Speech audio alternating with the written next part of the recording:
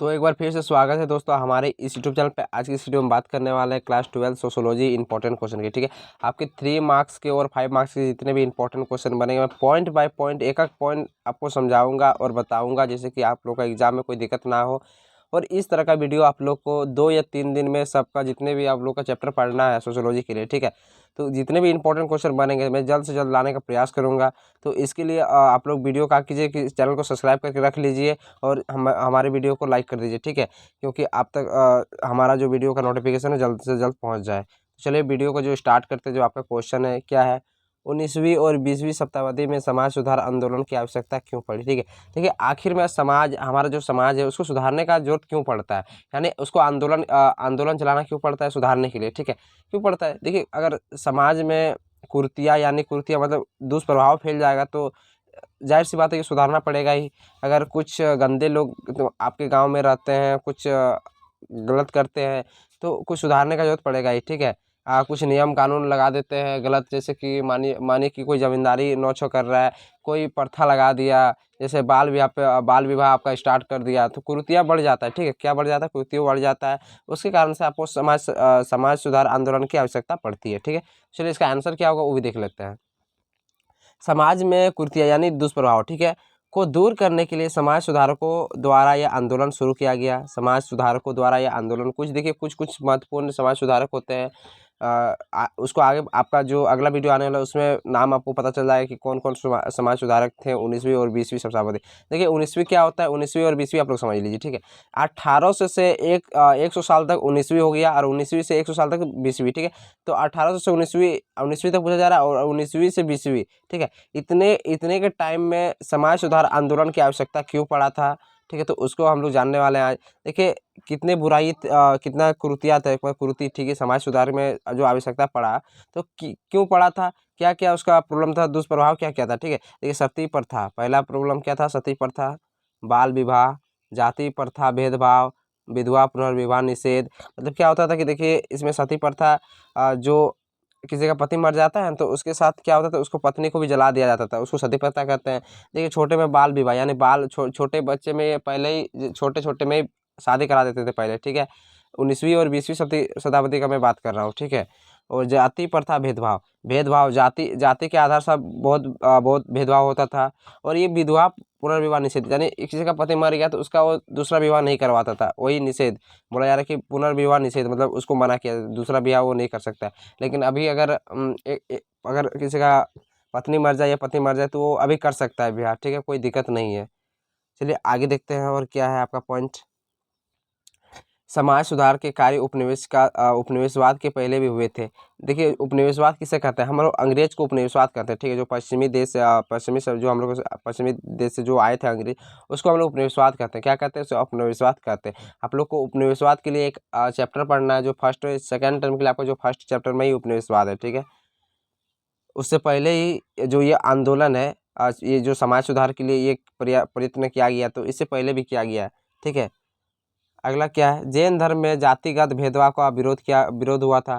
देखिए जैन धर्म आप लोग पढ़े होंगे, जैन धर्म बौद्ध धर्म हिस्ट्री में पढ़े होंगे ना, तो जैन धर्म में भी जातिगत यानी जाति से रिलेटेड, ठीक है, यहाँ पे क्या बोल रहा है, जाति प्रथा भेदभाव, देखिए 3 नंबर में है, तो जाति से रिलेटेड विरोध किया गया था, किसमें, जैन धर्म में भी। ठीक है, बौद्ध धर्म, देखिए इन लोग का जो बात होता है, इन लोग का पहले का ही जमाना का जो बात होता है, तो इसीलिए यहाँ पे बोला जा रहा है कि जैन धर्म जातिगत भेदभाव का विरोध हुआ था। ठीक है, चलिए अगला क्या है, बौद्ध धर्म में भी इनके खिलाफ आवाज़ उठाई गई। देखिए जो भेदभाव है उनके खिलाफ उठाई गई आवाज़, ये जैसे सती प्रथा, बाल विवाह, इनके खिलाफ बौद्ध धर्म में भी आवाज़ उठाया गया था। ठीक है, चलिए अगला देख लेते हैं, अगला क्या है, लिंगायत समुदाय में भी जाति प्रथा का विरोध किया गया। लिंगायत समुदाय में भी जाति प्रथा का विरोध किया गया था। ठीक है, भक्ति और सूफी आंदोलन के द्वारा भी इनके बुराइयों को दूर करने का प्रयास किया गया। ये भक्ति और सूफी आंदोलन आप लोग हिस्ट्री में पढ़े होंगे। ठीक है, तो आप लोग को समझ में आ रहा होगी हिस्ट्री, जो भक्ति आंदोलन है सूफी संतों वाला चैप्टर आप लोग का जो आप लोग हिस्ट्री में पढ़े होंगे, तो उनके जो सूफी आंदोलन है, ठीक है, वहाँ से भी इनका बुराइयों का जो हटाने का प्रयास किया गया था। ठीक है, चलिए आगे देख लेते हैं। अगला प्रश्न आपका क्या है, उपनिवेशवाद क्या है। ठीक है, मैंने उपनिवेशवाद चैप्टर से भी एक क्वेश्चन उठाया हुआ है यहाँ पे। उपनिवेशवाद का एक पूरा चैप्टर वीडियो मैंने बनाया है, अगर नहीं देखे तो जाकर देख लें। इसका नीचे में आप लोग को प्लेलिस्ट डाल दूंगा जिसमें सोशोलॉजी का और भी वीडियो मिल जाएगा आप लोग को, और एग्जाम के लिए आप लोग को बहुत ही हेल्पफुल रहेगा। ठीक है, तो चलिए उपनिवेशवाद क्या देख लेते हैं। उपनिवेशवाद के अंतर्गत कोई भी शक्तिशाली देश किसी दूसरे देश पर शासन कायम कर लिया जाए तो उसे उपनिवेशवाद कहते हैं। कितनी इजी शब्दों में लिखा है उपनिवेशवाद। पहले हम लोग कहते हैं किसको है, देखिए वो जो अंग्रेज है ना, अंग्रेज, उनको ही हम लोग उपनिवेशवाद कहते हैं। जो ब्रिटिश शासन चला रहे थे हमारे भारत देश में, जो कब्जा किए हुए थे, उसे उपनिवेशवाद कहते हैं। ठीक है, व्यापार के माध्यम से आए और कब्जा करने लगे हमारे देश में, गुलाम बना लिए। क्या व्यापार के माध्यम से आए, ठीक है, और क्या किए कि हमारे देश को गुलाम बना लिए धीरे धीरे करके। तो यहाँ पे क्या बोला जा रहा है, उपनिवेशवाद के अंतर्गत कोई भी शक्तिशाली देश, देखिए देखिए जैसे कि इंग्लैंड क्या था तब शक्तिशाली था देश, और क्या कि दूसरे जो कमजोर देश है, तो दूसरे जो कमजोर देश उसमें शासन कायम कर लिया जाए तो उसे ही उपनिवेशवाद कहते हैं। ठीक है, अगला पॉइंट देख लीजिए। पश्चिमी देशों ने बहुत सारे देशों को गुलाम बना लिया था, जैसे भारत भी पश्चिमी देशों का शिकार रह चुका है। ठीक है, देखिए भारत जो है वो भी ब्रिटेन यानी इंग्लैंड का शिकार रह चुका है। ठीक है, देखिए भारत भी गुलाम रह चुका है। यहाँ पे क्या बता रहा है कि भारत जो है वो भी गुलाम रह चुका है, किसका, ब्रिटेन का। किसका रहा है, ब्रिटेन यानी इंग्लैंड का। ठीक है, यानी उपनिवेशवाद का भारत भी शिकार रह चुका है। चलिए अगला पॉइंट देख लेते हैं। जो ताकतवर देश है, ठीक है, जो ताकतवर देश है वही दूसरे देशों पर आर्थिक यानी व्यवसाय, ठीक है, आर्थिक मतलब आर्थिक जो पैसा कौड़ी जो व्यापार होता है ना, उसके माध्यम से उसका एकदम पूरा आर्थिक स्थिति डामाडोल कर देता है। और राजनीतिक यानी आपका सत्ता जो शासन होता है, ठीक है, सत्ता शासन और राजनीतिक प्रकार से जो शासन है वो कायम करने लगती है। मतलब ये आर्थिक और राजनीतिक प्रकार से शासन कायम करने लगती है कौन, जो ताकतवर देश है। धीरे धीरे करके देश को खोखला कर देता है, जो कमजोर देश होते हैं उनको खोखला कर देता है धीरे धीरे। ठीक है, चलिए अगला पॉइंट देख लेते हैं। आपको पॉइंट बाय मैं पॉइंट समझा रहा हूँ कि आप लोगों को कोई दिक्कत नहीं होगा। ठीक है, आप लोग इस तरह अगर एग्जाम में लिख दें तो आप लोगों को फुल मार्क्स मिलेगा, एक भी नंबर नहीं कटने वाला है। ऐसे करके आप लोग पॉइंट बना के अगर लिखते हैं तो ठीक है, आप लोग याद करने जाइएगा कहानी तरफ तो आप लोग को बहुत ही खराब लगेगा और बहुत बड़ा हो जाएगा। इसलिए आप लोग पॉइंट बाय पॉइंट लिखिए। अगर 5 नंबर का क्वेश्चन रहता है तो आप लोग 6-7 पॉइंट लिख देते हैं, 5 पॉइंट लिख देते हैं, तो आप लोगों को फुल मार्क्स मिल जाएगा। ठीक है, चलिए अगला पॉइंट क्या है आप लोगों का।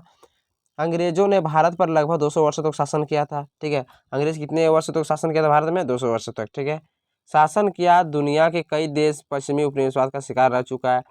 हमारा देश भारत ही नहीं केवल, ठीक है, और भी कई देश है जो उपनिवेशवाद का शिकार रह चुका है। ठीक है, चलिए अगला पॉइंट क्या है, अगला क्वेश्चन की भारतीय समाज की विशेषता बताएं। देखिए आप अगर गांव समाज में रहते हैं तो आप खुद से स्वयं से बता सकते हैं भारतीय समाज की जो विशेषता है।